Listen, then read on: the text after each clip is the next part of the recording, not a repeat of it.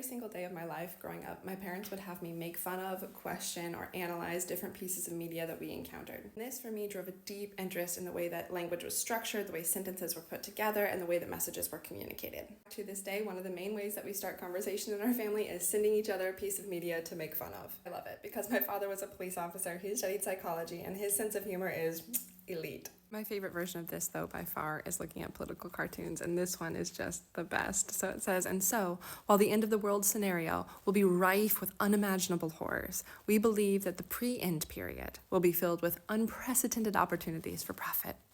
Received his letter from Donald Trump for the coronavirus bonus. We also talked about the propaganda that was in the letter. So these conversations are still happening today. Just everyday examples of analyzing language in the messages that were sent. So here's a fortune cookie and it says, "Enjoy life. It is better to be happy than be wise." And my father said, "Not only is it a fortune, it's an insult." Why do I bring this up? Because understanding propaganda and the way that messages are created is not something that happens in an isolated classroom. It's something that has to be deeply embedded in us, and it happens almost as an automatic process when we're encountering a message. These are conversations that happen around the dinner table. They're conversations that happen when we hear a radio advertisement or we're just walking down the street and we see a billboard.